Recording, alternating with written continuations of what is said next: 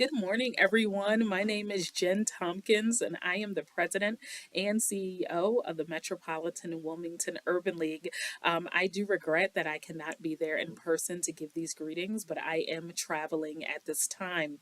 And so I am so excited for us to be here for our 2022 candidate forum. And I'm excited to hear what all the candidates have to say, and so that all of us can make an informed decision and get out and vote. And if you are not registered to vote, please make sure that you register. And then also, if indeed you know someone else who's not registered to vote, please make sure that they're registered. And also, this is the second part of it, to make sure that you and someone else gets out to the polls. And so, just want to encourage that. But again, the Metropolitan Wilmington Urban League, we are a civil rights organization over 100 years old on a national level. We were first formed in New York City in response to those migrants, African American migrants, the Great Migration, who were traveling from the south to the north, or migrating from the south to the north, or from rural communities to urban communities. The Urban League was there. The Urban League was there to be able to provide education programming, housing, also economic empowerment, workforce. You need a job when you move from one location to the next. And then also the advocacy portion as well. And so the Urban League in 2022, we still do all of those things, and we still are an amazing civil rights organization. I always like to say we are a civil rights organization that does a beautiful dance between advocacy and also programming. And today's program is an example of the programming in which the Urban League does to benefit the community. And so before we get into more of our candidate forum, I have a few people that I would love to acknowledge and to thank. Special thanks to all of you who have made today possible. All of those in the background who are working with videos and lighting and all of that. Thank you to all of you. Special shout out to the best staff in the world, my MWUL staff that has really rallied together to make sure this candidate forum has come together seamlessly and has worked with all of our partners. And special shout out to our staff member, Kobe Owens, who has led the charge on this candidate forum. And also very special shout out to all of our partners. And so we have the National Pan-Hellenic Council. We also have the 100 Black Men of Delaware, the 100 Black Men Delaware Chapter. We also have the National Coalition of Black Women, the Delaware Chapter, the ACLU of Delaware, and then also Jack and Jill of America. And so thank you so much to all of our partners. We could not have done this without you. And so again, I am excited for this candidate forum. And this is for us to make an informed decision about who we will be voting for. And so please make sure that you not only watch it today, but this will be available on our YouTube channel. So please, please, please share it with all those you know, and so that we can get out to the polls. So thank you all so much for joining in, and let's have a great candidate forum. Thank you.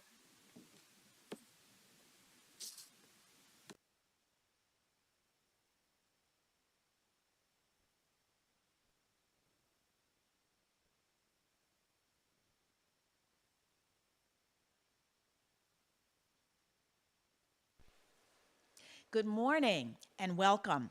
I'm Dr. Doris Griffin, and I am the third Vice President of Membership for the National Coalition of 100 Black Women. I will be your moderator for this time. We are pleased to be here to allow you, as the citizens of Delaware, to hear directly from the candidates. Right now, we are about to hear from the candidates regarding the office of Treasurer. We have with us this morning our incumbent, Ms. Colleen Davis, who is from the Democratic Party, and the challenger, Mr. Greg Coverdale, from the Republican Party. Let's hear what the candidates have to say with opening remarks. The candidates have already received their instructions regarding the timing that they will need to abide by regarding their opening statements. And so without further ado, we will hear from our incumbent first, followed by Mr. Coverdale. Ms. Davis? Hi, I'm Colleen Davis. I'm your state treasurer, but I'm also a mother to three small school-age children. I'm also a sister to 8 siblings, a daughter to 2 small business owners, and a wife. I started my career in research and development in the pharmaceutical and agricultural science fields. I went on to become a physician assistant specializing in neurosurgery and later became certified in public finance at Pepperdine University. I have had a laser focus on seeing Delawareans prosper, maintaining strong fiscal standards for the last 4 years. Not only did I see us through a major financial crisis, taking a $255 million revenue shortfall to closing the books on this past fiscal year with a $1.12 billion revenue surplus. But I was there with you on the front lines. When we were all sheltered inside our homes, I was there, knocking on your door, COVID testing, ensuring that you knew that someone in leadership cared for you, making sure that you were tested and that our most vulnerable knew that there was someone there who cared and was prepared to step in the gap. The pandemic showed us that we should have someone in this office who can not only respond to a financial crisis, but also a medical one. I have done both, caring for our finances and caring for you.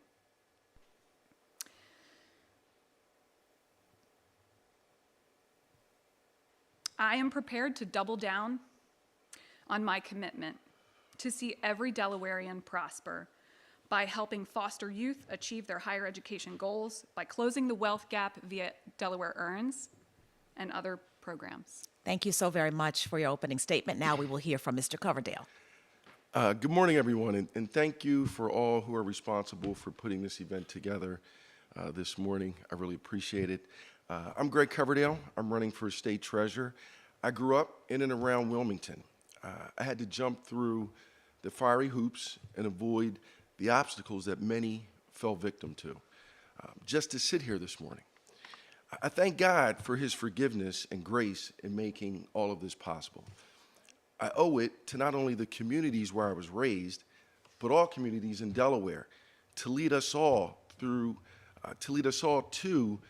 the collective long-term prosperity that we deserve and is very achievable under the proper leadership, under my leadership. I know personally that through hard work, perseverance, and resilience, you can accomplish anything that you desire. That's why, as State Treasurer, I'll improve our entire financial system, which will ultimately improve the quality of life for us and our loved ones for many years to come. Right now, as a state, we live check to check. We spend what we make, and when we don't make enough, we cut the budgets of our teachers, health and social service workers, as well as our public safety workers. This hurts not only our children, but also our elderly. With me as State Treasurer, I'm committed to convening the best financial minds to create a plan that will increase our revenues and establish spending limits that adjust with the growth and new businesses and people that are coming to our state.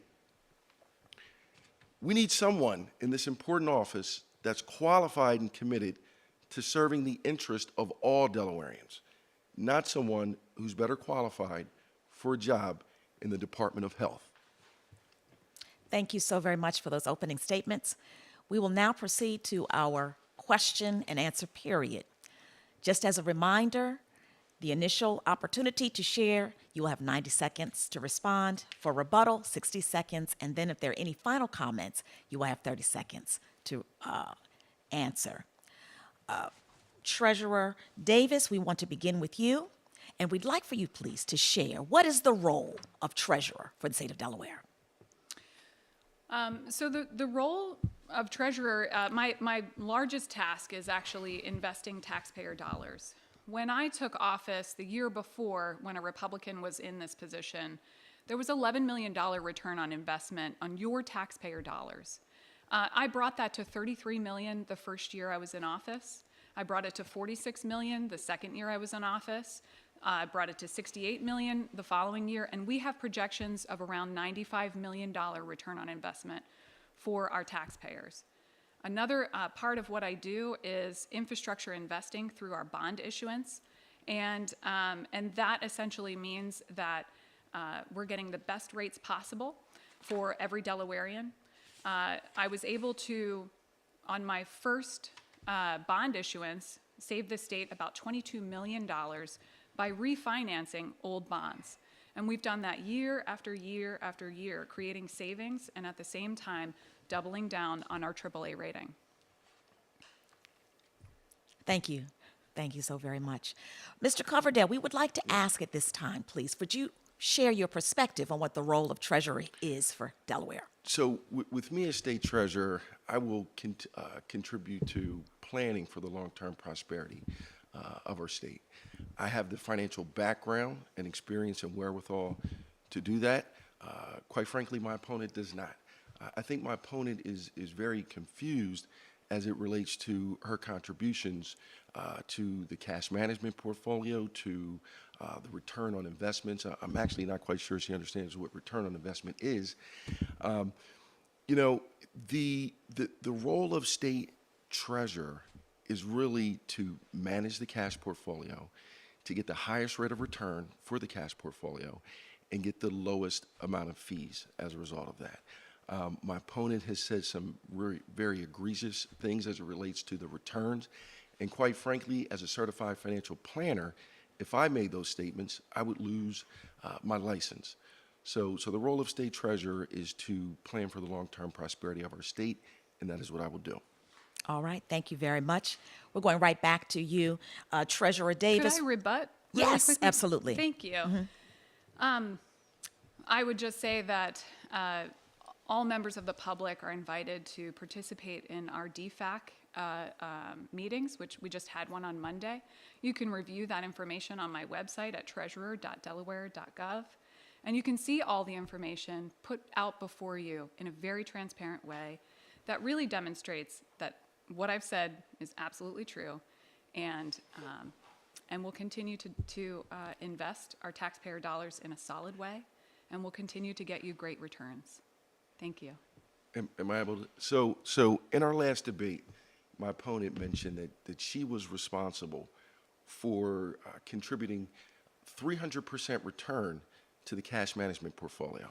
Well, we all know that that's impossible. That's fiscally impossible. With T-bonds, notes, and bills hovering in the low-digit, single-digit percentage returns over the entire course of her term in office, it's fiscally impossible. So, like I said, if I were to say something like that as a certified financial planner, I would lose my license.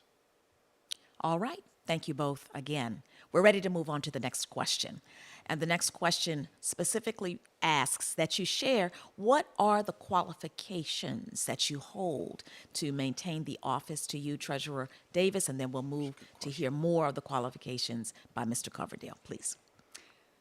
Thank you. Well, as I mentioned before, I am certified in public finance, which is a much higher standard than just overseeing retirements, which I do for just shy of 40,000 Delaware state workers.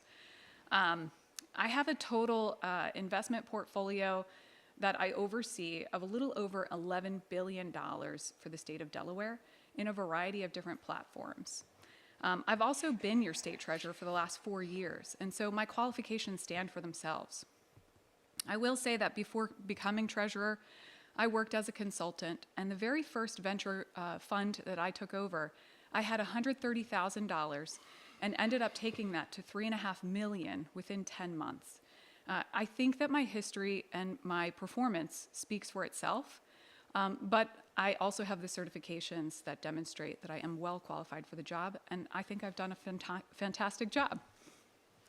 Thank you so very much, Mr. Coverdale. Well, with the returns that my opponent is stating, she doesn't need to be state treasurer. She needs to manage a Wall Street hedge fund somewhere. It's absolutely ridiculous. I'm a certified financial planner. I'm also, I have an MBA in finance. I've worked on Wall Street for a number of years at companies like Morgan Stanley and Merrill Lynch. I've not only helped individuals, nonprofit organizations, but I've also helped businesses to manage their money and really lead them through some very challenging times, similar to the times that we're in right now. During the pandemic, when my opponent should have been providing some much-needed fiscal leadership for our state, she was out passing N95 masks and helping to administer COVID vaccines. This is not the role of state treasurer. The role of state treasurer is to have someone plan and provide leadership to the 62 members of the General Assembly, as well as the governor, as well as the other top fiscal leaders of our state as it relates to the long-term prosperity of our state. I have the background, I have the experience, I have the wherewithal, I've done these types of things before, and the members of the General Assembly will listen to my leadership, unlike my opponent, because she doesn't have the background and the experience to do any of this. Thank you. Thank you both. Oh, did you want to rebut? Yes, please. Thank you. When I took office as a Democrat. I took office bringing the values with me to that office. Not only have I performed the job well, I've also ensured that we continue to have an eye for every single Delawarean to ensure that everyone has the opportunity to prosper and that they are economically empowered. And so I'm grateful for that. All right. Thank you very much. May I? Yes. May I? So my opponent is leaning on the fact that she's been treasurer for 4 years and including that into her experience. Well, I've been a financial service professional for 25 years. Now, if I just walk into the Christiana Hospital where my opponent actually used to work and start performing surgery on people, does that make me a doctor?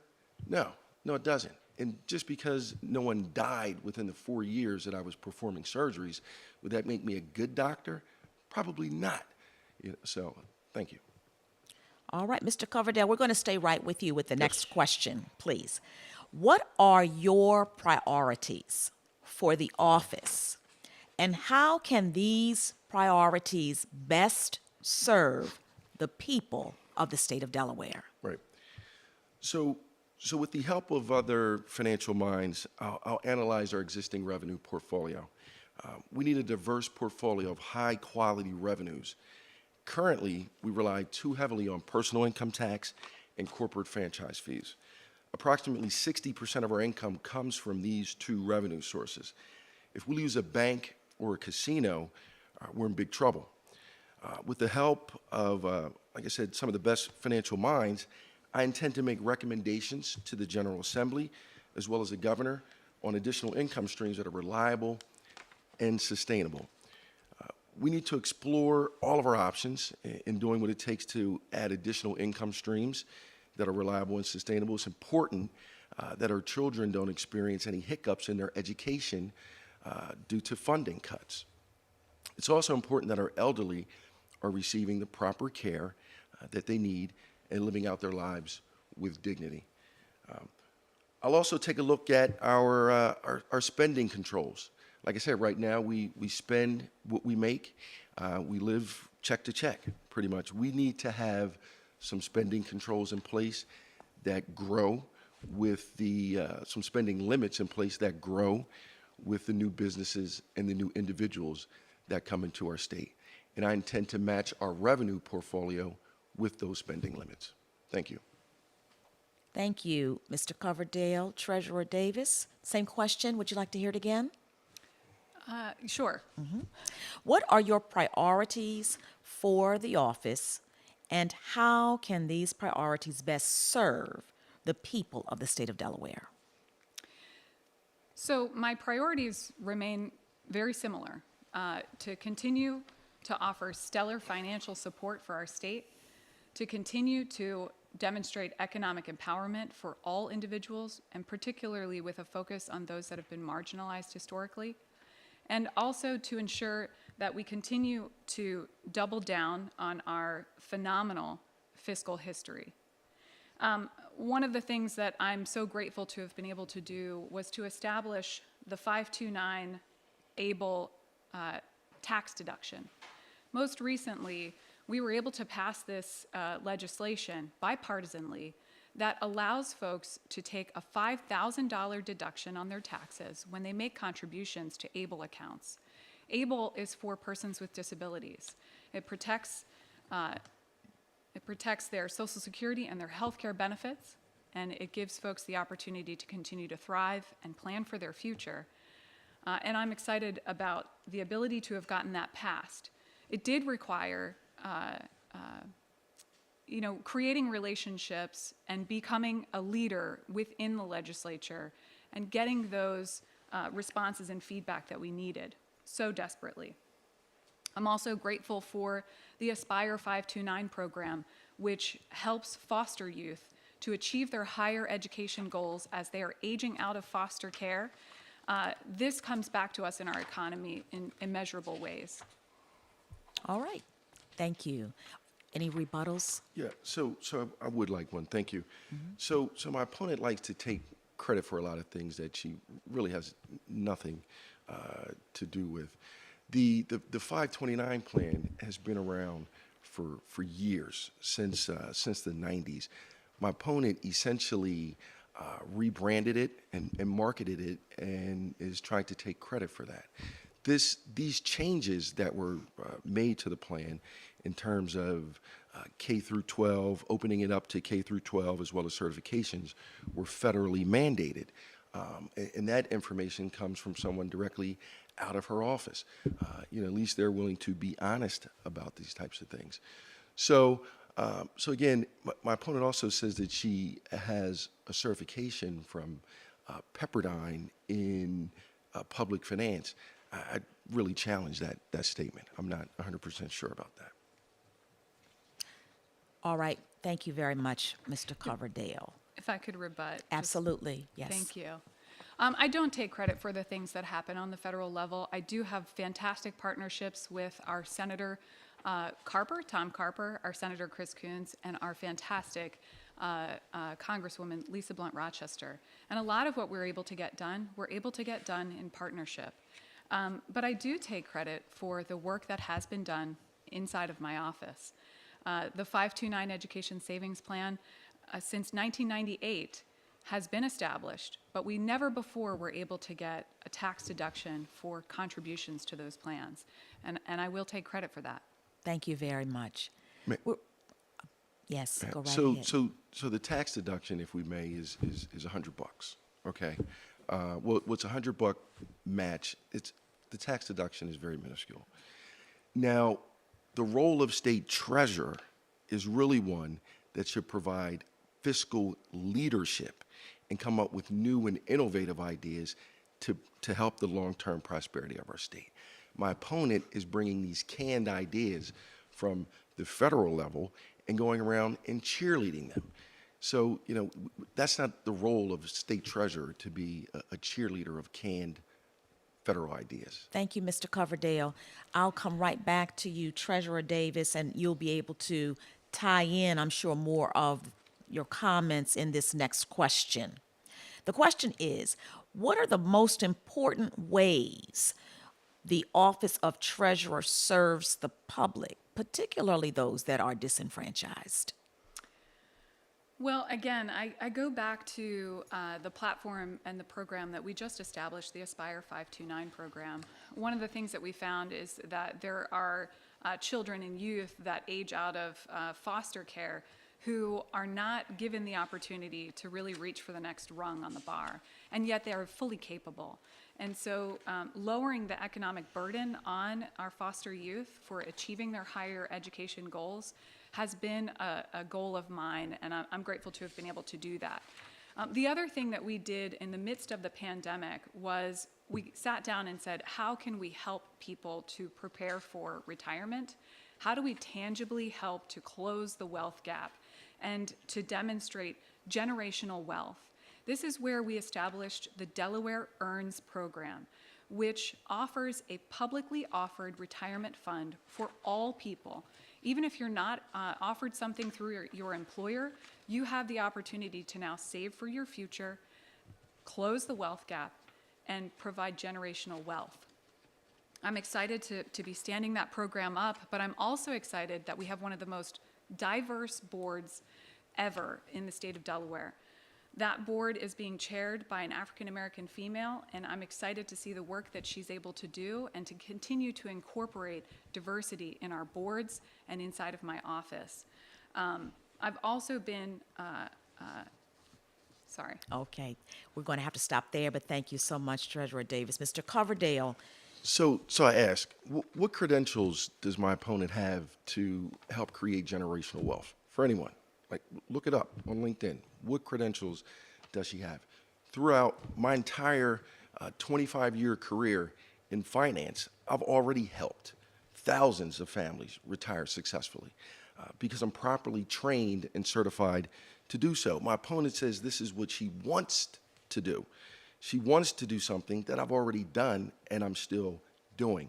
The difference is she isn't qualified to do this work. In the finance industry, like any other industry, including the medical profession, there are prerequisites and certifications that you must have. My opponent has none of these. So, I question, I think her experience and her ambitions definitely outweigh her qualifications. rebut? Yes. Thank you. I'm currently helping over 39,000, just under 40,000 Delaware State employees prepare for retirement. We have stellar returns, and I'm actively doing it and have been for the last 4 years. Again, I think our record demonstrates that not only am I qualified, but I'm currently doing it. And we've got a great platform, low rates, and one of the best nationwide. So. May I? Yes. So my opponent, she makes these claims. She says she's doing all of these things, but when we look at the actual data and her attendance at the all-important boards that she's supposed to attend, like the Cash Management Policy Board, which helps to contribute to the investment of a multi-billion-dollar portfolio, her attendance is very lackluster. She either won't go, she'll have someone go in her place, or she'll be there and won't contribute to anything. And when I was on the State Board of Education, we learned that children don't go to school because they don't understand what's going on in school. So I get it. Thank you, Mr. Coverdale. We will go on to the next question. At this time, Mr. Coverdale, I'm going to come right back to you. Yes, ma'am. How strongly do you agree that Delaware is fiscally healthy? And please explain your answer. Well, I think that Delaware has a lot of work to do as it relates to the fiscal health of Delaware. One of the big challenges that's a big issue right now for current educators and prior educators like my mom is Medicare, which is severely underfunded. This is something that my opponent should have taken a leadership role on during the pandemic. But like I said, instead she was out passing out N95 masks and administering COVID vaccines. So for all teachers, current teachers and all retired teachers, your health care is, the cost of that is going to go up. So for someone like my mom, who's on a fixed income, she's going to be squeezed because of partially my opponent, who did nothing, sat back on her hands when she could have added some leadership if she had the skills to do so, to start those conversations and figure out ways to add additional revenue streams and figure out ways to cut spending and provide leadership and provide a plan to implement that, to save those folks. Thank you, Mr. Coverdale. Is any, can we hear from you, Treasurer Davis? So the question was, How strongly do you agree that Delaware is fiscally healthy? And if you could please explain the answer. Thank you. As I said, one of my key pillars of my office and continuing forward, should I be afforded a second term, I plan to promote a continued culture of financial excellence. I have safeguarded our AAA rating. I will say that at the outset of the pandemic, we were in the midst of a bond issuance, and our rating agencies were a little timid in coming to the table. I was part of a national task force that got together with the federal government as well as the Federal Reserve Chair and sat down and said, what can we actually do about this? That's where we created the MLF, the Municipal Liquidity Facility. This gave us the ability to stabilize the bond market at a time when things were very volatile. And we ended up going to the market as the state of Delaware's bond issuance at that time. And we received the lowest record interest rates ever in history. I will say that I plan to continue to not only use our AAA rating to provide savings, but to invest in our most vulnerable areas, in the areas that are so crucial and vital to our entire state. Thank you. Mr. Coverdale, did you have any rebuttal comments? No, ma'am. All right, very good.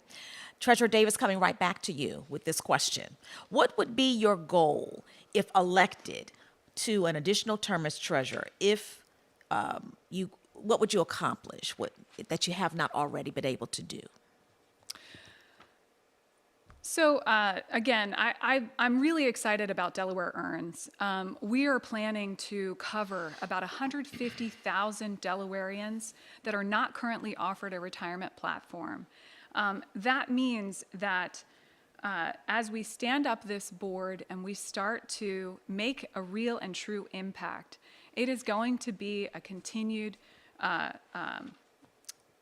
doubling down on the services that we provide, as well as ensuring that we get the lowest rates possible with world-class investment options for everyone. We're opening access to savings that has never been given before to populations that have been marginalized, and it's a true opportunity for us to really look at tangible ways to make changes and to really support our entire population. I plan to do that, as well as continue to help our public service loan forgiveness platform. We have a number of individuals in the nonprofit space, social workers, teachers, nurses, who qualify for the public service loan forgiveness. And if I may, October 31st is the deadline to apply for that. My office has been actively ensuring that people are getting the information that they need to apply for the federal loan forgiveness. Please go to my website to check it out if you need more information. Thank you so much, Treasurer Davis. Mr. Coverdale, we have a separate question. Did you want to rebut? I did. Okay. So my opponent talks about Delaware Earns, and Delaware Earns is going to be a good program for those that don't have retirement plans for business. Business owners will have to provide retirement plans for their employees, but my opponent doesn't have the necessary skills to go around and implement those plans. I've done this type of work for the last 25 years of my career. My opponent will have to hire expensive consultants to the tune of $3 to $5 million. Your money, my money, our money. I will go around to the business owners and help them to set up these plans and provide the necessary oversight and guidance for these plans, myself personally, and with the help of a team that I put together. Thank you so much, Mr. Coverdale. Another comment from you? Sure. I would just say that given that that is something that my Republican opponent is currently doing in his job, I would say, please do help people to retire. It has been something that has been missed for a long time, for years. And for 20 years, it sounds as though you've missed the mark. All right. Thank you very much. Mr. Coverdale, we're coming right back to you. Yes, ma'am. There's a specific question that we have for you. What specific policies and practices of the incumbent are most in need of change? So that's a loaded one there. With me as the state treasurer, in my office of state treasurer, the current state treasurer wouldn't be qualified to have a fiscal leadership role at all. The current state treasurer, I think she does a good job at showing up to ribbon cuttings and taking bills that are federal bills and bringing them to the state and being a cheerleader for these types of bills and a networker for these types of bills. But she doesn't have the quality of leadership because she doesn't have the background and the experience. So, for instance, if I go to the 62 members of the General Assembly and say, look, I think that we should really take a look at our revenue portfolio. I don't think it's diverse enough. I think we need stronger, higher quality revenues. They would sit down and take me seriously because of my background, because of my education, because of my experience. My opponent couldn't do that. My opponent is a follower. She would not be able to lead in the same way that I will be able to lead as your next state treasurer from a fiscal standpoint. Thank you very much. Is there a rebuttal? No. Thank you. All right. We're going to go right back to you, Treasurer Davis. Economists are beginning to say that we are headed straight for a recession. How does the national economic landscape in our great state of Delaware, how is that going to be affected? And in what ways can your office work to protect the financial health of the state in the midst of the recession? Well, one of the things that we have done, typically my office puts out on a heavy month, we'll put out about 20,000 checks to a variety of different individuals in the state. We actually, in a 1 month span, turned out over 780,000 checks worth $300 a piece that went out to Delaware residents. This was really and truly not only a huge undertaking, but it was at a time when we faced record high gas prices. It was really to ensure that individuals had some extra funds to put the food on the table, to fill up their gas, to pay for their pharmaceuticals. And that was truly a tangible, impactful thing that we were able to do. One of the other things, as I've mentioned a few times before, but we were able to pass legislation that offers the ability for individuals to securely retire, to retire with dignity. And in addition to that, we've also been able to pass a couple of bills that offers tax deductions at a time that is very crucial. I plan to continue to invest in those ways and to ensure that we are really and truly providing economic opportunity for all. Thank you so very much. Mr. Coverdale? So as I teach my students at Delaware State University, I'm a personal finance professor there, we're already in a recession. A recession is 2 negative quarters of gross domestic product. My opponent doesn't want to admit that we are in a recession, but the checks, all the free money that she's giving out is actually contributing to that recession because it causes inflation. So this is just another perfect example of my opponent's lack of understanding of finances by saying that these checks that she's administering is helping with the recession. That's not helping to collectively lead our state out of a recession. So, we need someone in this office that has the ability, that has the experience, that has the wherewithal, that understands finance, and that has led individuals, nonprofits, as well as business owners out of recessions in the past. As your next state treasurer, I will lead all of us out of this recession in the past. I go back to the pandemic. When the pandemic hit, in times of challenge, you don't rise to the challenge, you fall to your level of preparation, you fall to your comfort zone. And that is what my opponent did by going back to being a physician's assistant, administering COVID vaccines, giving out N95 masks. We need someone to lead financially.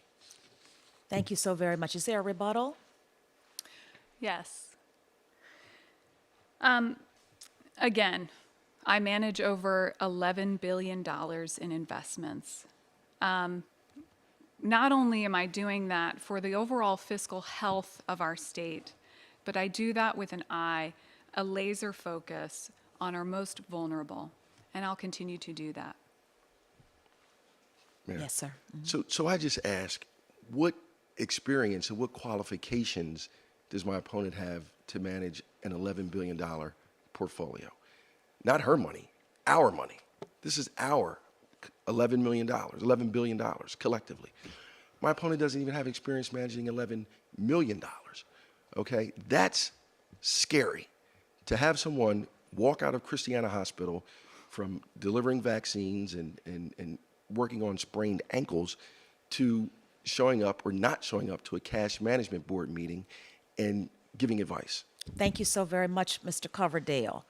We are really rounding out our time, and we are at the conclusion of our prepared questions at this point. So we want to have closing statements, and I want to charge the candidates at this time with about a minute apiece. 2 minutes apiece to prepare their statement. And I want you to look directly into the camera, and I want you to talk directly to Delaware Dan and Delaware Dana and explain to them why you are the best candidate to be treasurer for the state of Delaware. And we're going to begin with Mr. Coverdale. All right, thank you. Tonight you've heard my qualifications. You've also heard how unqualified my opponent is. You have the opportunity to bring back a financial professional to this office that understands the needs of Delaware and cares about Delaware. Many of us probably have similar upbringings. I grew up dodging hazards in the neighborhood so that I could make it out and be here today. I know firsthand what it's like to struggle and fight your way out of a situation and stop at nothing until you accomplish your goal. Not because a parent went through it, but because I went through it. I fought my way out of it, and I've dedicated my life to leading others through struggles as well. That's why I chose to work at the Delaware National Guard and help our service members with their finances. That's why I chose to teach at Delaware State University, my alma mater, and help develop impressionable minds.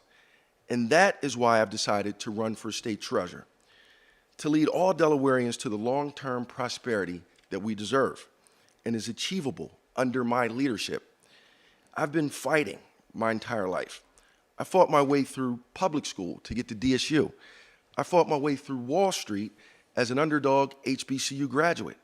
And I'll fight my way through Dover to make sure that all families from every street in our state and many generations to come get to experience the best of Delaware, just as I have. Thank you. We're ready now for Treasurer Davis. Thank you. Looking ahead in my next term, my priorities remain the same. Retirement security and readiness. I'll continue to progress our deferred compensation for state employees, our ABLE platform for persons with disabilities. I'll continue to address head-on the future challenges with state employee benefits. I look forward to creating pathways to economic empowerment and doubling down on the efforts that we've already made. Implementing Delaware Earns, closing the wealth gap, helping individuals to age in place and retire securely. I do plan to continue to address sensitive but very important issues in diversity and inclusion within state government. As I served on the African American Task Force for Economic Opportunity, as well as the Health and Welfare Subcommittees, I continue to look for opportunities. I've also been able to appoint several African American females as chairs of our financial boards, which has never been done in history. I plan to continue to promote a culture of financial excellence, safeguarding Delaware's AAA rating, continuity and certainty in strong budgeting practices, portfolio investments, while leveraging our good standing to get the best rates to keep our funds well-funded and to continue offering stellar public service as well as infrastructure. Myself and my team are proud. Yet there is so much more to accomplish, and I am energized by the work we've done, yet I feel as though we've only just begun. Thank you so very much, Treasurer Davis. We also would like to thank Mr. Coverdale, both of you for participating in this process. We also want to thank the National Pan-Hellenic Council as well as the Metropolitan Wilmington Urban League for allowing this opportunity for you, the great state of Delaware, to be able to hear what our candidates have to say. I'm Dr. Doris Griffin, and I am here representing the the National Coalition of 100 Black Women Delaware Chapter. Please remember, you've got the power. Make sure you get out and vote. Thank you. Wonderful.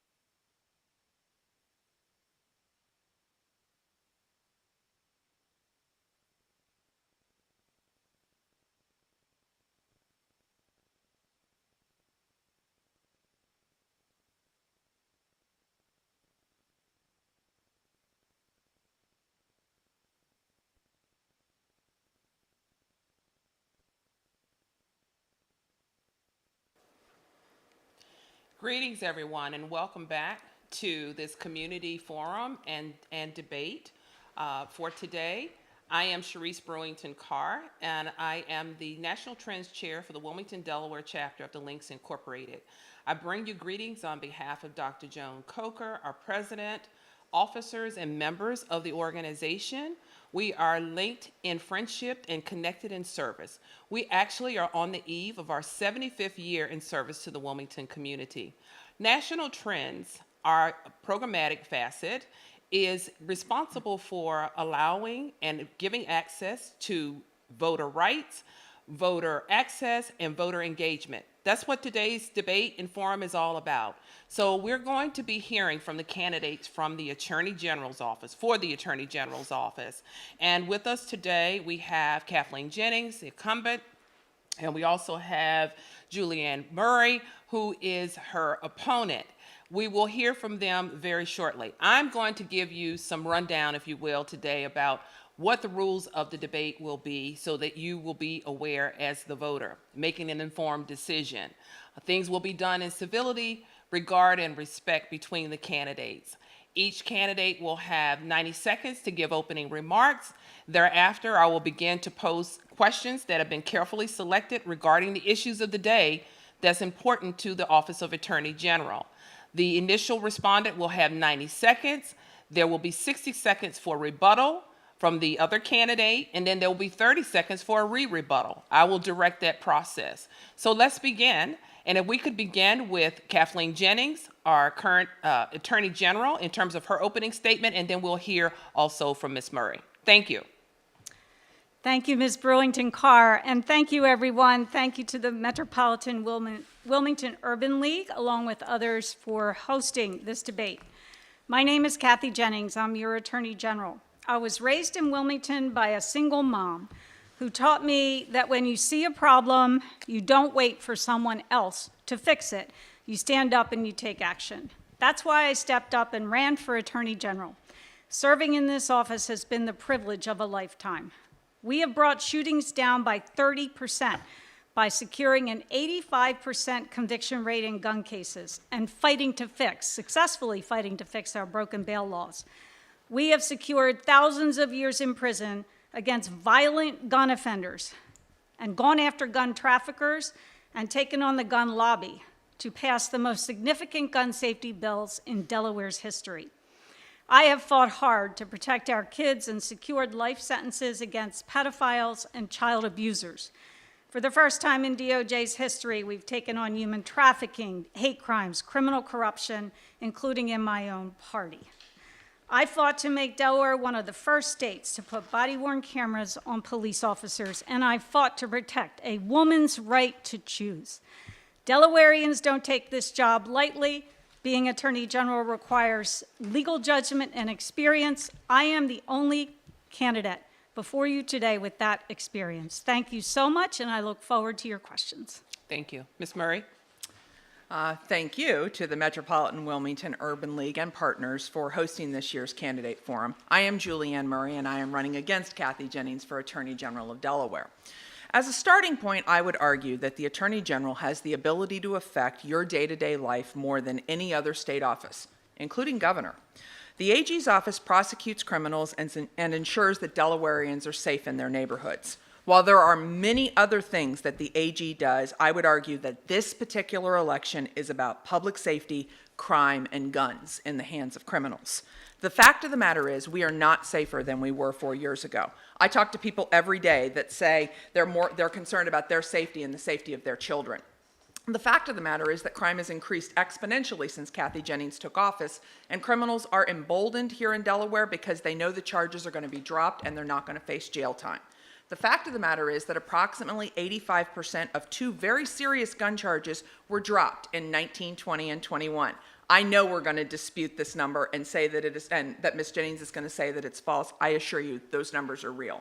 I'm opening with these points because I want to make it clear to everyone that I expect there's going to be questions that may be political or divisive in nature that I don't intend to engage in. Everybody deserves better. You deserve a candidate that will not politicize this office and who will treat the office as apolitical, nonpartisan, and who will enforce the law. Don't fall for it. This is all to distract from performance. You want an AG that's going to make Delaware more safe. Thank you. Thank you, Ms. Murray. And we're going to begin to pose the first question actually to you. Thank you both for your remarks. What programs and policies would you implement as Attorney General to reduce crime and increase public safety in the state? And you said I'm first, correct? Yes, you are. Okay, and I know I'm supposed to look here. A couple of things. Number one is, program one is prosecute. I think we need to be more vigilant in what we're doing in terms of prosecution. Program two is actually, I want to focus on recidivism. The fact of the matter is recidivism is very high. People come out of jail and don't have a skill, are low on education, and so they reoffend. So I actually would like to build a coalition with the Department of Corrections, probation, trade unions, schools to kind of work on the education and job skills, hoping that when people come out from incarceration that they are better prepared and ready. And then the third thing is years ago, there was an Operation Safe Surrender that I thought was a terrific way to deal with people who have outstanding warrants, because people get very concerned, or people who have outstanding warrants, if they are approached by law enforcement, sometimes panic, and it actually puts more people at risk. So I actually would like to re-implement that and deal with some of those administrative warrants and get some of that stuff taken care of. Those are the top three. Thank you. Ms. Jennings? Thank you. Let me begin with the truth. The truth is that gun violence is down across our state 30% during my tenure in office. Those aren't my stats. Those are the stats that come directly from our law enforcement agencies throughout our state.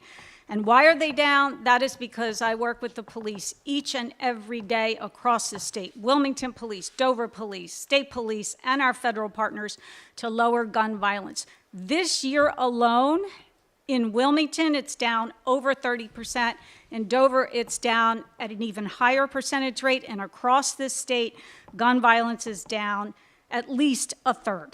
We convict 85% of gun offenders in the state of Delaware. That is one of the highest conviction rates in this country. Gun violence is down because of the hard work we have done and the work we intend to do going forward. Each and every day, we work with law enforcement agencies to assess every arrest for a gun case, and we make sure those cases are prosecuted to the fullest. The number one reason people are in jail today is for a violent gun crime. That takes a lot of work. I will continue to do that work to lower it further and further as we go forward. Thank you. Thank you. Let's move ahead. We're going to start right with you. Would you like to re-rebut? I would actually, please. We'll allow it. Okay, thank you. Facts, 22 shootings since September 15th. Fact, 1,000 shootings that people killed or wounded since January of 2019. I've spoken with police, and they are incredibly frustrated because they say that the first charge that gets dropped is the gun charge that has the minimum mandatory. So we have an absolute problem with failure to prosecute on gun crimes. Thank you so much. We're going to move to the next question, and I'm going to pose this to you, Ms. Jennings. What would your goals be, or your to-do list, so to speak, if you are elected to an additional term as AG that you feel you've yet to be accomplished? There are so many things that the Attorney General's office does each and every day. Among the most important things we do is protecting our children. I have successfully fought for tougher laws against internet child predators, for tougher laws against child abuse, and for tougher laws against those who would harm our children out there in the public. We have been tremendously successful in prosecuting child sexual abuse, internet predators, pedophiles, and there are people serving hundreds of years in jail as a result. I want to continue that work because nothing is more important than our state's children, and in my case, our grandchildren. And that is our future. That's what we need to think about. That's what we need to focus on. And that's what I have, as a prosecutor for 20 years, focused on relentlessly in my career. Ms. Murray, it's not a rebut, but I'd ask the same question of you. Would you like me to restate? Yes, please. I would. What would your goals be if elected to a term as AG that you feel you'd like to see as a priority or to accomplish? I actually agree with Ms. Jennings that our children are a priority. We have to get the streets safe. I mean, the reality is, up and down the state, people like to say that, Wilmington, that all of the crime is in Wilmington, and Wilmington is very dangerous right now, but it has spread statewide, and, parents are afraid for their children.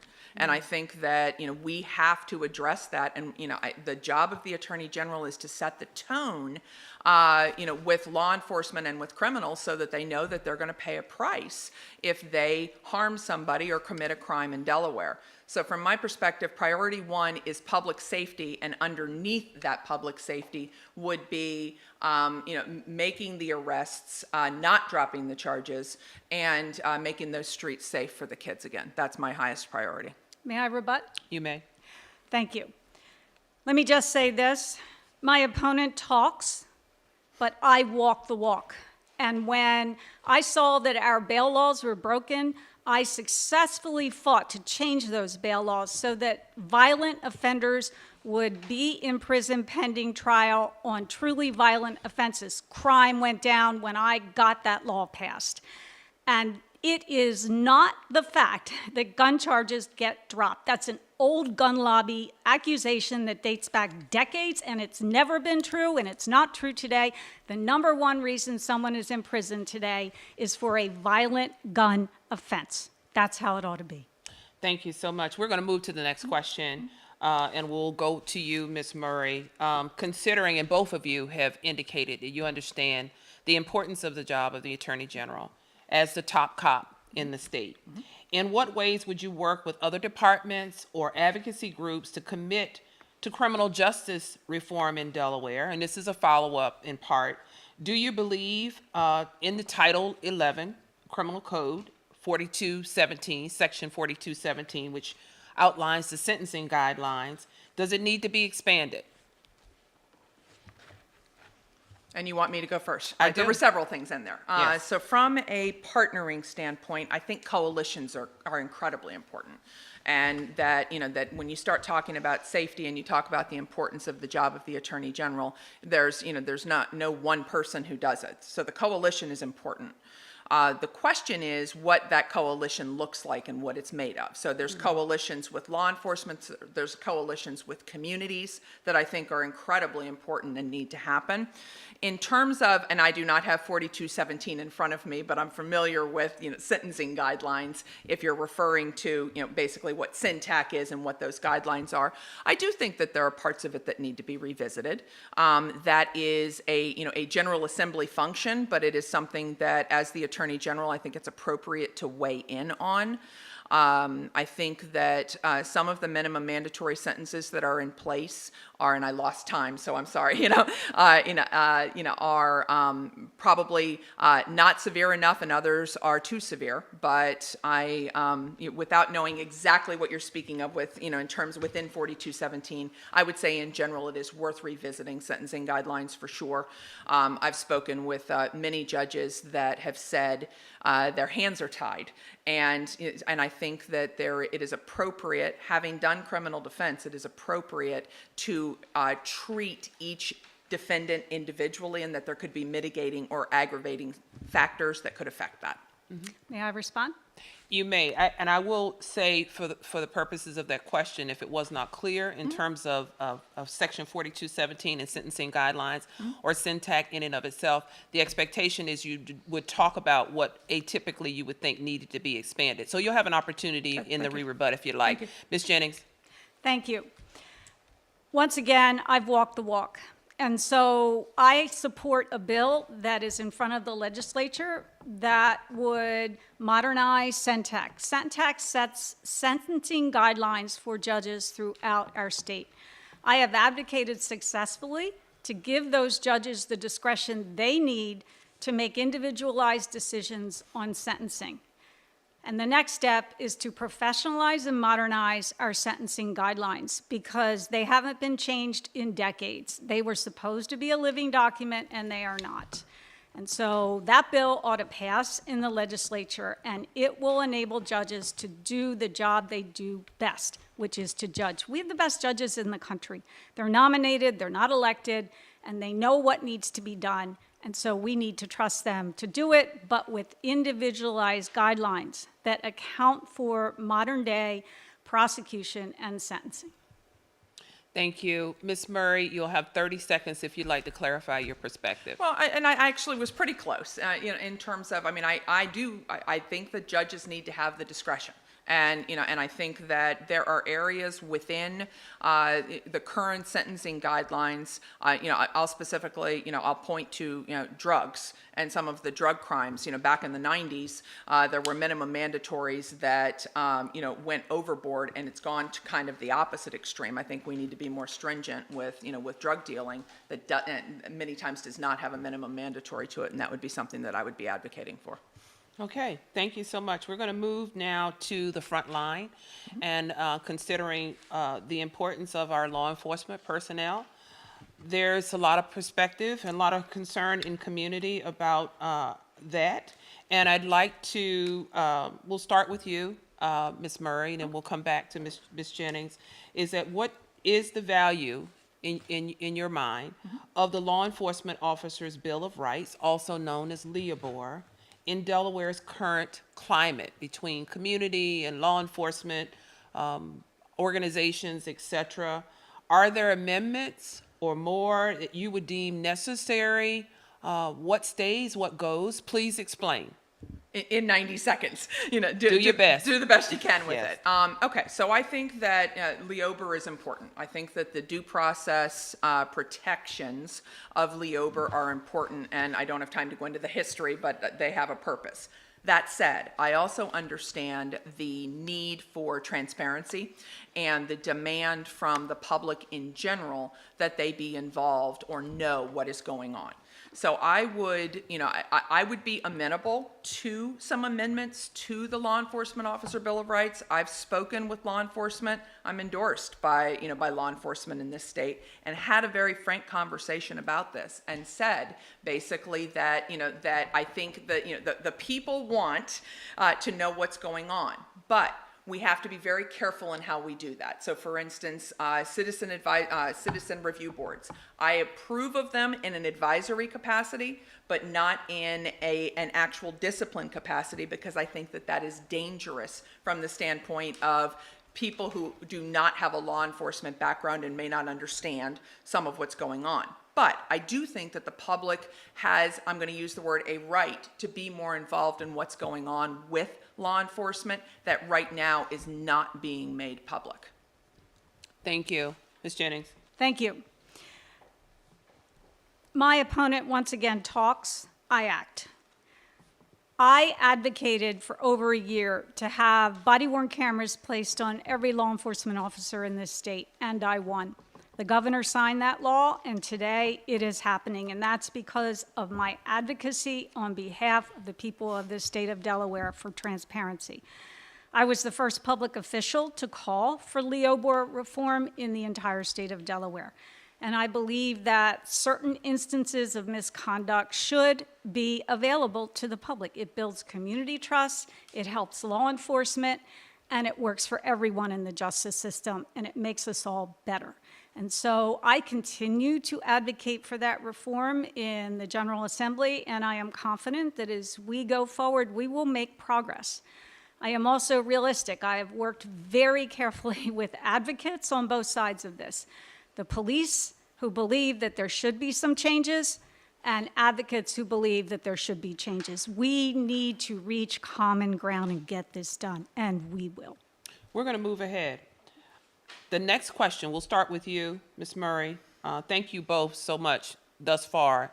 This has been wonderful in terms of the exchange and getting information out.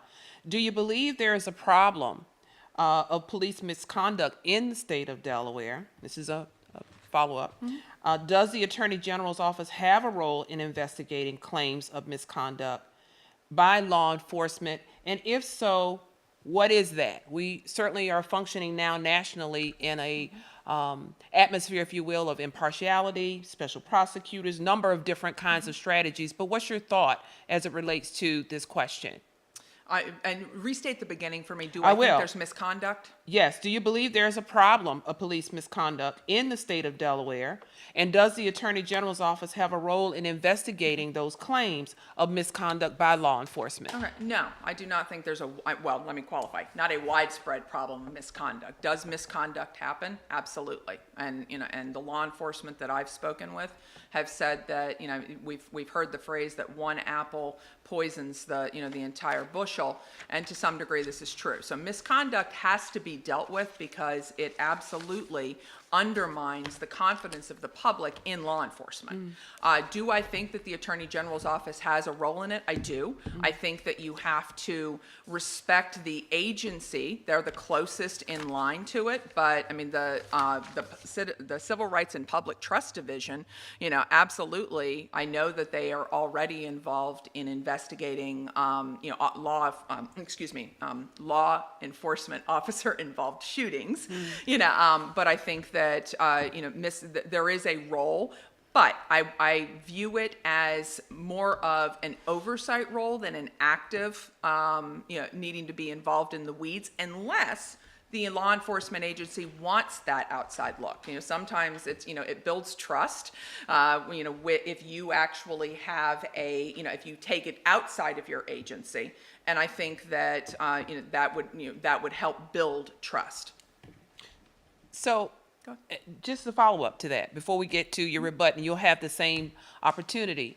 I heard you say that if the law enforcement community would like to have an outside look, is that their responsibility, or is it the responsibility of the Attorney General's office? I think it's both. And I mean, so I think that I think that the Attorney General, as the top cop, needs to be involved in it. I think that it is, as Attorney General, my response and how I would handle this is to say, I'm here. I'm giving you the agency, the first opportunity, to review this and decide what you're going to do with it. But we're sitting here ready to go. And I'm supposed to be looking at this camera, but it's an automatic to look at you. So I'm sorry to everybody, but it's very, so I think it's a little bit of both. Thank you. Ms. Jennings. It's up to the Attorney General's office to be an independent law enforcement agency that investigates police misconduct on our own. And I have fought for that successfully. We investigate not only every police fatal shooting in our state, but instances of the infliction of serious physical injury. We have the best police officers in the country here in Delaware. I have worked with them for 20 years, and I have seen instances of unsung heroes almost every day. So I commend the very difficult work they do and are asked to do each and every day in our state. I will also say that the Attorney General has to be the watchdog. I have prosecuted a police chief for public corruption. I have prosecuted other police officers when we know they have violated the public's trust and when they have abused a citizen. So yes, these are the bad apples. They are not the majority of police officers, and they don't represent the police officer community in the state of Delaware. But we have to be independent, and nobody else should make that decision for us. We have to take the lead. The Division of Civil Rights and Public Trust was created in part for that very reason. And that's why I made it a division, and that's why they have to be vigilant as they are each and every day. Thank you. Anything further, Ms. Murray? No, I say no and then I start to talk. I apologize. But what I would say to that is I think that we have terrific law enforcement here. I do agree with Ms. Jennings about that. And so I want to, but I think that, and again, I come from a criminal defense background, which I'm sure will come up as part of this. There are, nobody is perfect, and, and law enforcement is part of that. And they will actually be the first to say that. And they will also say that if there is a problem, they want it remedied because they understand how it undermines the trust and makes their job more difficult if there is somebody who has engaged in misconduct. So I think that, I would carry on that tradition. Tradition is probably not the right word within the Civil Rights and Public Trust Division to be that watchdog, but to partner. Absolutely. Thank you. Back to Ms. Jennings now in terms of the next question. We're going to move ahead, and it was referenced earlier about civilian oversight. We want to talk about that for a bit. Do you support civilian oversight of law enforcement, and how would you encourage community participation in law enforcement oversight, or what aspect or what model, if you will, as it relates to civilian oversight of the police? So it is true that every one of our agencies works best in the sunshine. We need to make sure that the public trusts the role of law enforcement in our society and in our state. And so as a consequence of that, it's important that the public have a role in how law enforcement operates. I believe strongly in civilian review boards. I have been crystal clear on that position from the very beginning, and I continue to support that. A very good example of a civilian review board that works quite well is in the city of Dover. Their violent crime rate has dropped astronomically, and it has been done by community policing, by building public trust with a citizens advisory board that consults regularly with them. So the police know the concerns of the community, the police are responsive to it, and they hear directly from community members about what they need to see their law enforcement officers do. It works, it's smart, and we ought to have them throughout our state. Thank you. Ms. Murray? And thank you. I mean, I did allude to this earlier and mention it. I do think that civilian review boards do build public confidence. So I absolutely think it's important, but I think it is critical that it be in an advisory capacity only. And the analogy that I will give for that is that you, if you are a surgeon and you make a mistake and you are going to be reviewed, you want to be reviewed by other doctors, not by a librarian, a mechanic, and a lawyer. So I think that with civilian review boards, I think that they are fine from an advisory capacity. I think if they move into, because I know that nationally there has been a push for them to have actual, I'm going to use the word punishment authority, that I think is, that I do not support. Okay, I'm just going to take a prerogative here, and just to make sure I'm clear about what I heard you're saying. Are you suggesting that if members of the community do not have a background in law enforcement, or et cetera, that they are unable to offer or render oversight? I'm so glad you asked that question. No, that is not what I'm saying. But again, I'm talking about an advisory capacity. And if you're considering oversight, that the oversight is that they are looking at, I think that a citizen's view is important. But I think when you're getting into and I'm going to use the word nuance, of something that happens, I think that the reason that LEOBR was created was so that you were being evaluated by people who had walked a mile in those shoes. But I absolutely think that citizens should be involved in policing. I keep doing this. I keep looking at you. I apologize. I think that they should be involved in policing because it will help build that confidence. I do not think that we should be hiding things. So I absolutely think civilian review boards are important, but I think, again, it's from an advisory capacity. And I think that partnership can be very, very useful and important. Ms. Jennings? Yeah, I think it's important to state what is true. And what is true is that LEOBR is one of the most secretive provisions of any state law in the country. There is no transparency there. And I think if you talk to the Police Chiefs Council, police chiefs, they would agree with that. We need to change that. And the beginning of that change is to open up serious instances of misconduct to the public so the public knows that the police department is policing its own. That's really important. In terms of citizen review boards, I think they should have some teeth. After all, police that were founded on the principle that they are the overseers of a community to make sure there's peace, to make sure there's harmony, to make sure people are protected. How better to do that than to get input from the very communities they serve? Thank you so much. I really think we could probably have a whole conversation just on this subject matter, but we will move ahead. There's so many important issues that are relevant to this, and I thank you for your passion in discussing this particular issue. So let's move now to what I like to think of as preventative measures, and then looking at the origin in crime in and of itself and how early it begins with our children and our youth.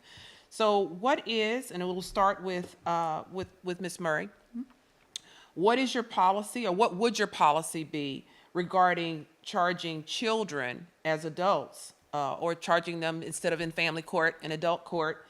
When would you use your authority to file charges in adult court? And when would you pursue a case potentially that might be better suited in juvenile court or in family court? Okay, there are several things in there. I will do my best to hit them all, and I'm sure you will let me know if I don't. Absolutely. Appreciate that. All right, so right now, statutorily, there are certain crimes that automatically would, as a juvenile, would be pushed over to Superior Court. I think that, it is important, particularly with juveniles, to really evaluate the cases one-on-one. I think that I have represented juveniles in the past that were absolute kids, that I thought it was appropriate that they should be defended in family court, and that, family court is where it needed to happen. I have also represented juveniles that the crime was of such a nature that that they acted like an adult and they were treated like an adult in Superior Court. So I think, in broad strokes, it is very difficult to say specifically all the crimes that would do that. There are some that are statutorily provided for already.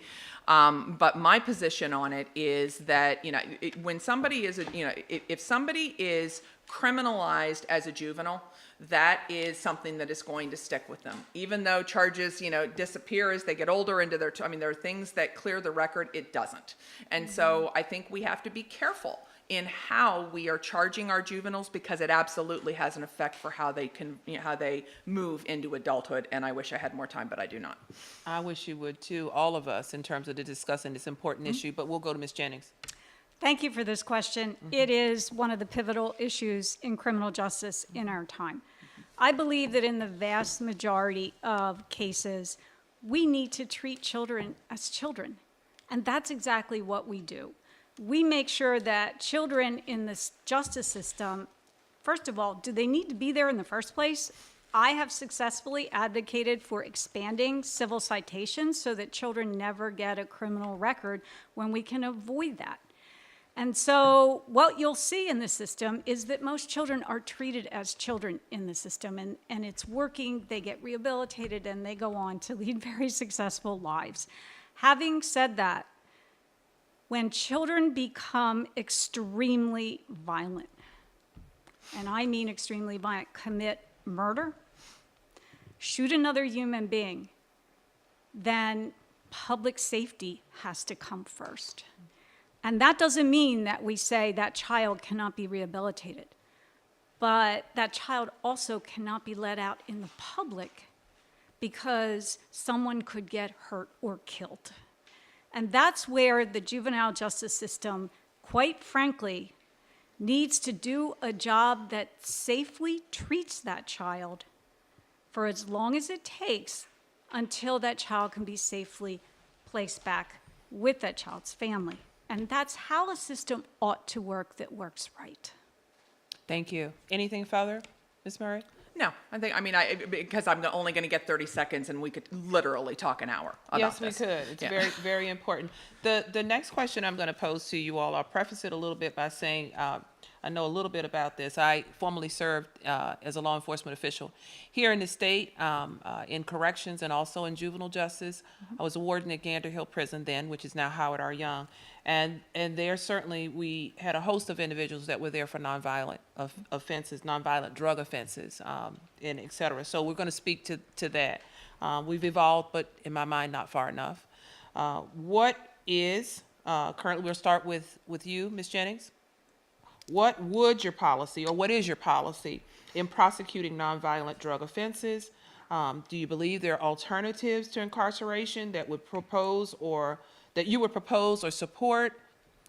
How do we do that? Please explain. I absolutely believe that if people can be safely treated on the outside for substance use disorder, for mental health disorder, that we should treat people on the outside. And it has been a singular purpose in my term as Attorney General to do just that. So you have seen a vast change in our prison system. The number of prisoner sentenced inmates has gone down. At the same time, crime has gone down. And at the same time, what we are seeing with people inside the prison is more than 90% of prisoners are there for violent offenses. And so the number of people serving time for nonviolent offenses has gone down. By the way, however, I consider your third, fourth, fifth DUI a violent crime because you're putting the rest of Delawareans and motorists in danger of losing their lives. I consider that a violent crime. And if you're on your third DUI offense, fourth, fifth, you should be in a prison. Having said that, the number one reason someone is in a prison right now is a violent crime. The least common is a misdemeanor drug offense. That's how it ought to be. Can we do more? Yes. Can we do more to help those people with substance use disorder? Yes. That's why I'm bringing $150 million into the state of Delaware to treat substance use disorder. Thank you. Ms. Murray? You were the warden at Gander Hill. Wow. And I've been to Gander Hill. And I think that this is an important question because there, historically have been people that are incarcerated for a nonviolent drug offense when, and I think we need to be asking how they ended up there. So I think treatment is critical. I think we need robust treatment, and we need it, for people who are really trying to not be addicts anymore. That said, I've also seen people that want to game the system and are not really interested in getting clean. So I think you have to kind of make that distinction. I think that diversion programs work when you have somebody that is truly an addict that has not hurt anybody else. It's that really just wants to be clean. I think that the diversion programs work. I do think there are alternatives to incarceration. And we could talk about many of them. I mean, I think that stuff that we're not already doing, but just putting somebody in jail for a nonviolent drug offense, if the underlying crime or the underlying as long as there's not a victim besides the person, I think we have to be careful about that. But absolutely, I think we have to be looking at that as a reduction in the prison population. Thank you. Before we go back to Ms. Jennings, I'm going to give you an opportunity. You heard Ms. Jennings speak about $150 million that she's advocated for to help to bring to the state. What can you give me an example of an alternative to incarceration that you would either advocate for, be a proponent of, or implement as Attorney General? Sure. I think that, and kudos for the $150 million. I mean, I think it's terrific, and from what I understand about it, earmarked so that it actually is going to go to the people who need it. So that's so one of the things that people they look at it, they say, okay, it's a drug offense, but they're not looking at what caused that drug offense. And there is always an underlying cause. And so from my perspective and what my experience has been is that a lot of times that underlying cause is actually a mental health issue or socioeconomic issue in terms of don't have a home, don't have a job skill. So I think that we have to be dealing with the treatment function of addiction, but I also think we need to be talking about the circle of influence, the friends that the person has, and making changes on the home front. And if the home front can't be repaired, then changing what that home front is, because part of what happens with addiction is addicts tend to stay with other addicts. So there's, in my view, you can approach it from a lot of different ways, but the short answer, because I'm almost out of time, is basically I think we can be talking about skills, I think we can be talking about treatment, and I think we can be talking about education opportunities, all of which may help with as the underliers that caused the drug issues in the first place. May I Thank you. respond to Yes, that? absolutely. And thank you for the kudos. I appreciate that. Bringing in that $150 million was a labor of love for our office, and they worked years, and I worked years to achieve that result. And as my opponent said, it has to go to abatement. What do I think we need? I think we need more inpatient rehabilitation centers throughout the state of Delaware. I have visited the Lyman House. I have visited others. I have gotten to know the process that they advocate for. I was honored to receive the annual award from Attack Addiction this year, and they are the unsung heroes of Delaware. And what I have learned is one size does not fit all in our state. We have to have individualized treatment programs, and we don't have enough, especially in Sussex County right now. Okay, thank you. We're going to move ahead. We're due to complete at 1:20, so I'm going to try to squeeze in 3 more questions. We're going to try. We're going to try this. It's a great conversation, and we know the voters appreciate it. So thank you so much for your participation. I'm going to go to, what would your office, we'll start with you, Ms. Murray. What would your office do to assist with the release of, no, I'm going to back up. I'm going to say, let's turn to community. Let's continue to talk about community, and an alternative or a condition of sentencing is also probation.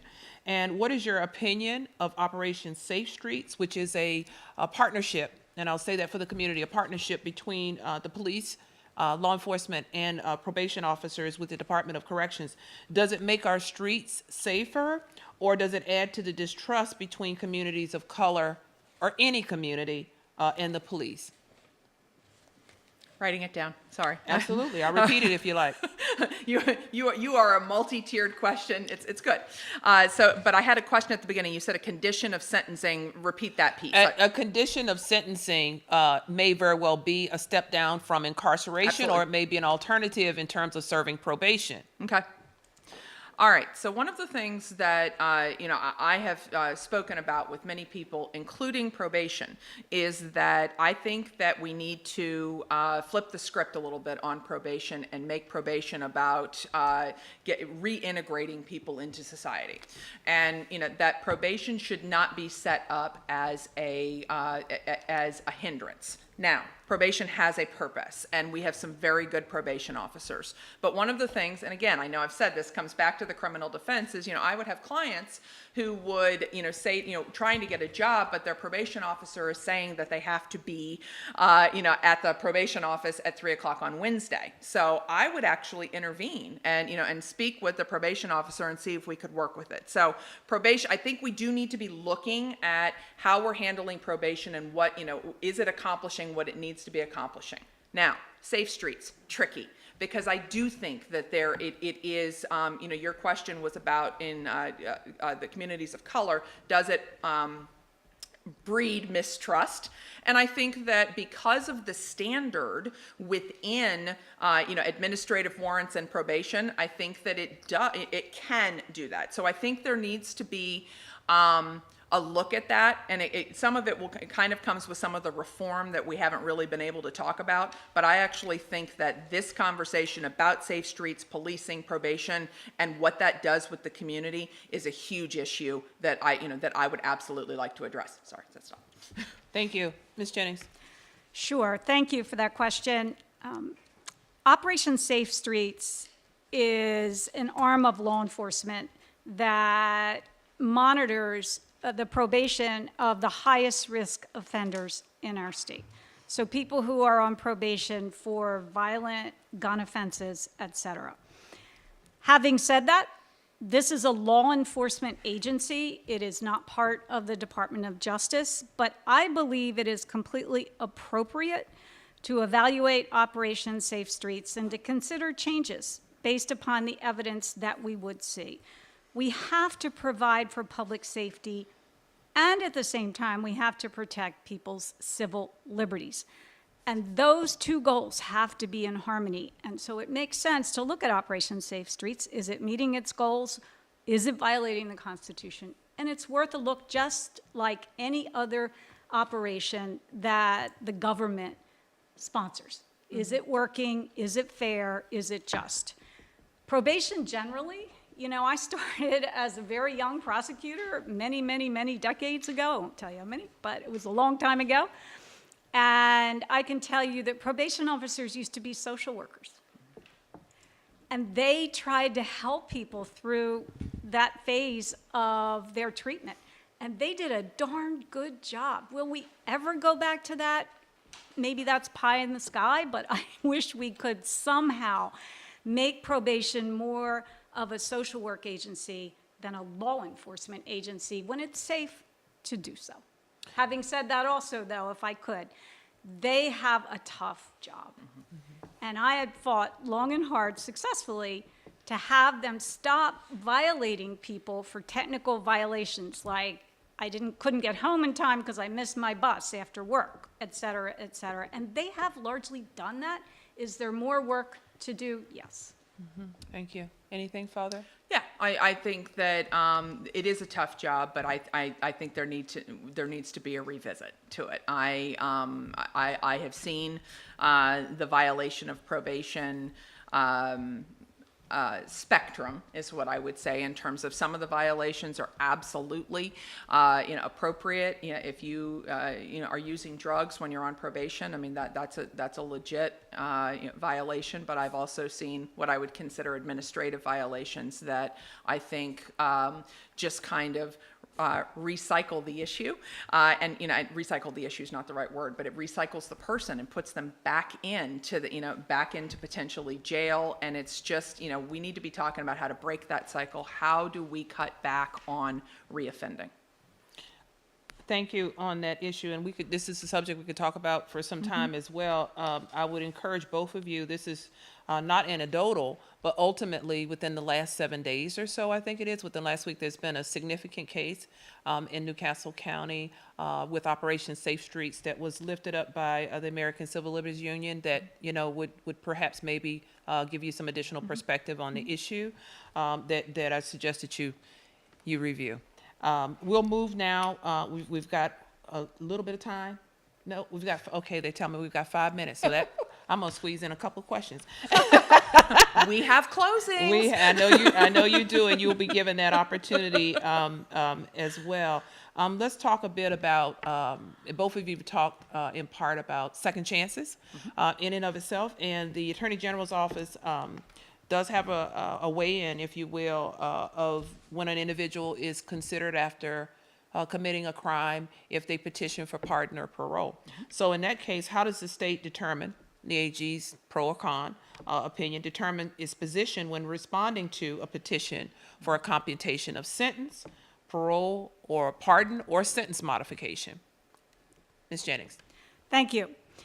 When I first took office in 2019, the first bill that I drafted, advocated for, and testified in favor of on the floor of the Senate was a clean slate bill that enabled people with old, low-level convictions to have those convictions wiped off their record.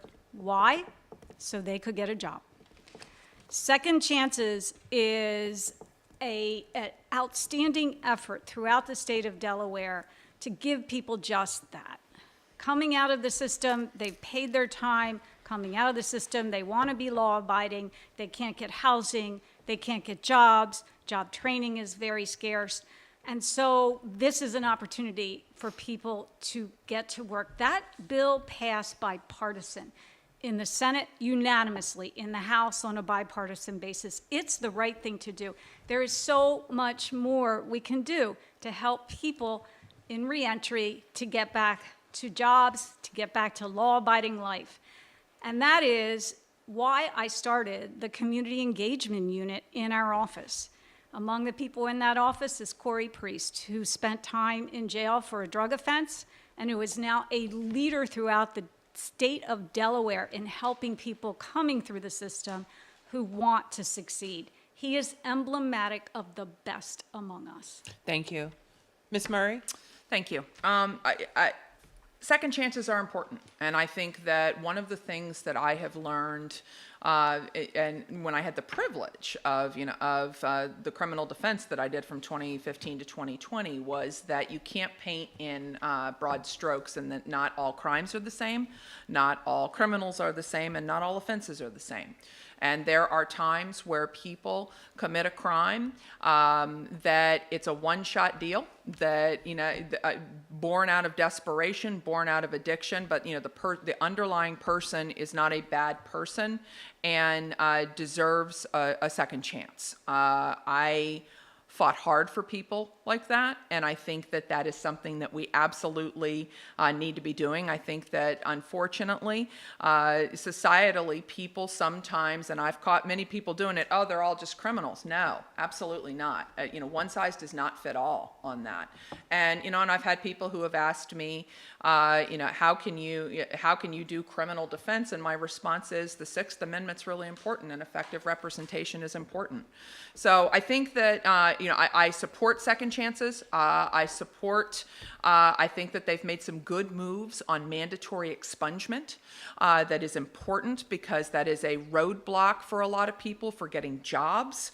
And, that we need to continue doing that and look for more ways that we could possibly, improve that. Last question, very last question, and then we're going to move to closing remarks. And this speaks a bit to the just most recent dialogue that you just had. In what ways, Ms. Jennings, in what ways would you ensure that your personal beliefs in this office does not affect your discretion or ability to defend the Delaware Constitution when in violation? Follow up, do you believe in rehabilitation? I absolutely believe in rehabilitation. I've seen it. I know it. I was on the board of the Achievement Center for years and saw many, many people come out of the system who were able to lead law-abiding lives given the help of the Achievement Center. I was a mentor at the women's prison for many years, and I saw it there too. And so I believe in the power of redemption and the will that people have to do the right thing when given that opportunity. And so, yes, the Attorney General is the chief law officer of the state of Delaware. And we have to respect the law as it stands. And when we do not agree with a law that is on the books, like the crime of abortion that used to be on the books in Delaware until we got that changed, when that law is there, it's up to the Attorney General and others to change that law, to make sure that we make the changes necessary in order for people in our state to exercise their rights. And the right of abortion is one shining example because it was a constitutional right for 50 years.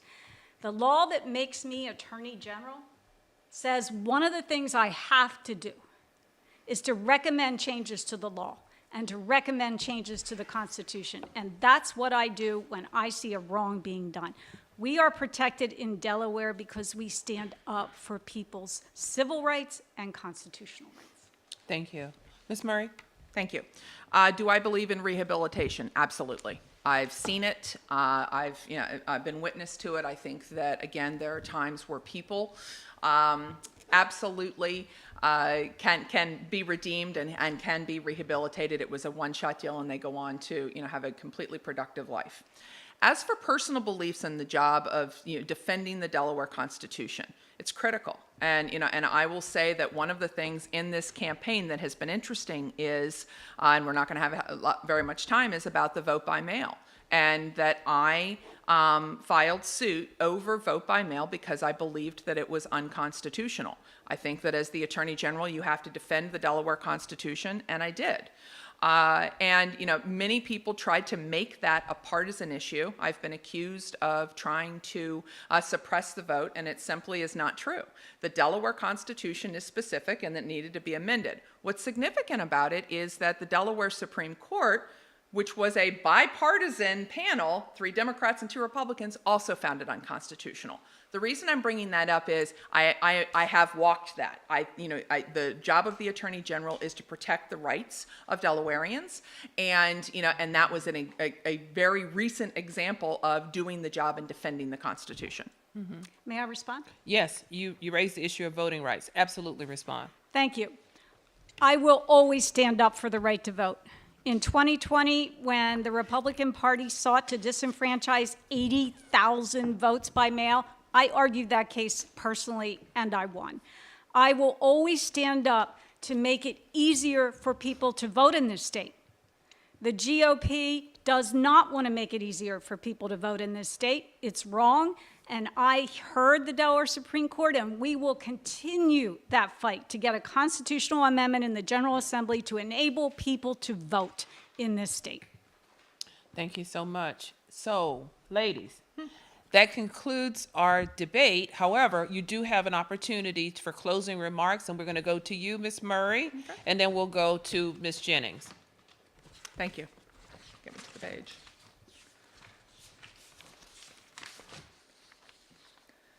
Race, religion, sex, ethnicity, political party shouldn't matter in this election. The Office of the Attorney General is supposed to prosecute criminals and keep Delaware safe.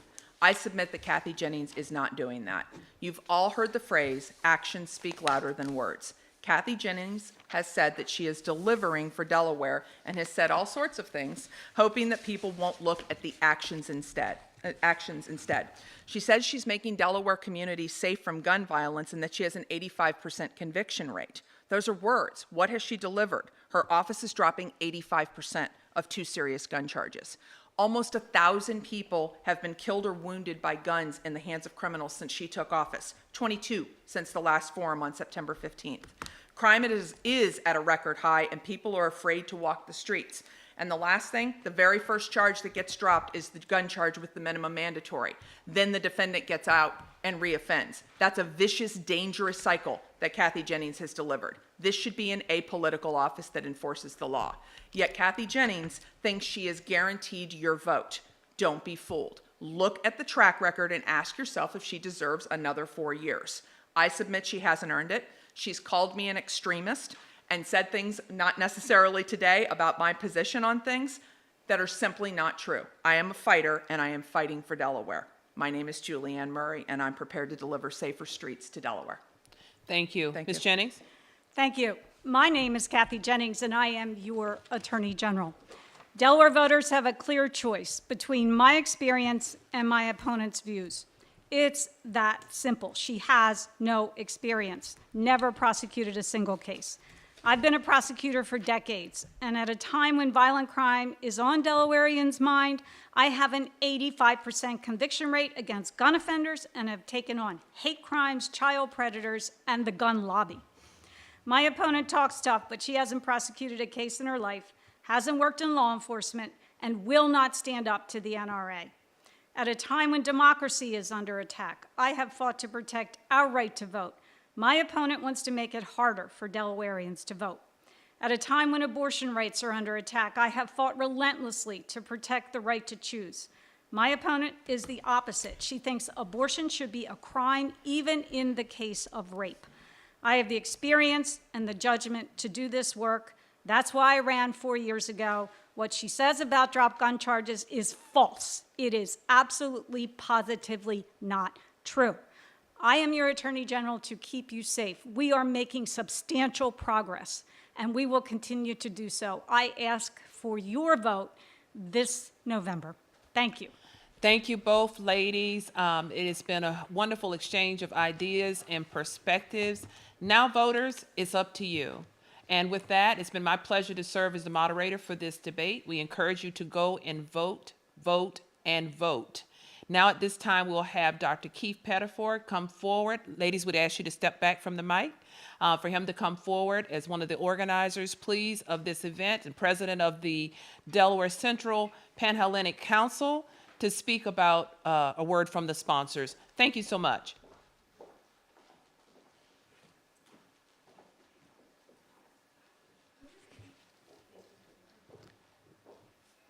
Greetings. My name is Dr. Keith Pettiford, President of the National Pan-Hellenic Council of Castle County, Delaware.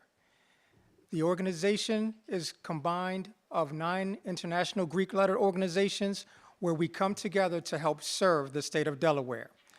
I'd like to thank you for tuning in today to watch these forums so that you can be more informed before you cast your ballot on or before November the 8th. I'd like to thank all of the candidates for coming today and speaking to you, and thank you to the moderators and timers for helping to keep this forum on track and getting right to the specific issues at hand. I'd like to thank Kendall Studios and Flux Creative Consulting for bringing you this forum today. And I also like to thank all of our supporters, the Metropolitan Wilmington Urban League, the 100 Black Men of Delaware, the National Coalition of 100 Black Women of Delaware, the ACLU Delaware, and Jack and Jill of America. Again, thank you for tuning in. Please make sure you send all of your family, friends, and community members the link to these forums so that they too can be well informed. Thank you again and have a great rest of your day.